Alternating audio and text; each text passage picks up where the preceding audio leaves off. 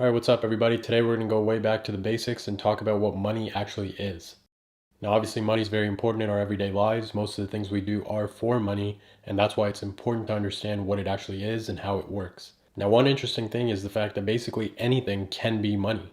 Before our modern times, it used to be commodities, gold, silver, things like that, and before that it used to be bartering. I'll give you 4 sheep for 10 apples, things like that. And obviously the way we have it now is much more efficient in terms of doing what money is made to do. So first let's start off with how money actually works. So there's 3 properties that money has that make it what it is, and the first being that it's a medium of exchange. And all that means is that it serves as an instrument to allow for trade between 2 people or parties for some sort of good or service. In order for this to work, money has to serve as a standard of value that's equivalent to both parties. So whether I'm giving you a $5 bill or you're giving it to me, it's $5 either way. Now obviously, as you can imagine, it's way easier for you to edit a video for me and I pay you with money, with dollars, rather than 10 sheep as you might have done back in the day with obviously a different service. Now the second property it has is that it's a store of value. And essentially what that means is exactly what it sounds like, is that it needs to be something that maintains its value over time. Now obviously with things like inflation and things that changes, and we can talk about that later, but more or less a $5 bill is a $5 bill now and a year from now. If you compare that to, for example, trading livestock, well, you could give me a goat for something, but over time that goat can grow older and it can die and obviously have no more value, but a $5 bill is going to stay a $5 bill. The third thing is that it is a unit of account. And basically what this means is that it serves to even the playing field and allow us to compare the value of things in a monetary sense. It gives us one common thing to compare things in. For example, my car might be $30,000, and in that equivalent dollar amount, my home may be $300,000. It makes it much easier to compare things in one unit rather than my house is worth 400 goats and my car is worth 500 apples and things like that. And then we also get into the types of money.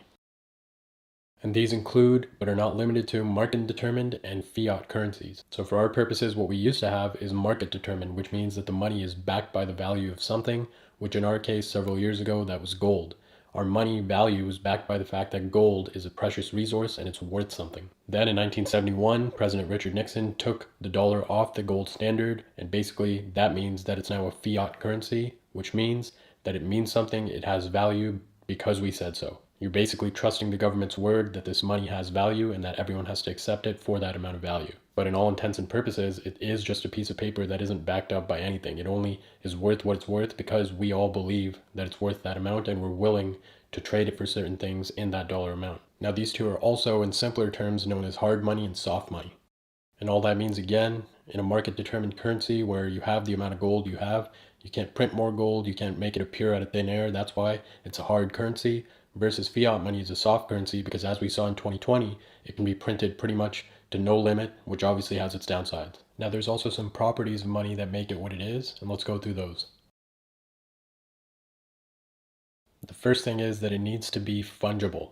And basically what that means is that it needs to be exchanged to allow you to get something else in trade for it. And it holds its value. For example, one $5 bill and another $5 bill, they're both worth $5 and you can trade something in exchange for the equivalent value. That's why back in the day, if you were, for example, to trade in terms of gold coins, you had to make sure that every gold coin was the same purity and the same weight, so you were trading value fairly. Now the second thing is that it has to be durable. In other words, over time it has to hold its value so you can use it later on.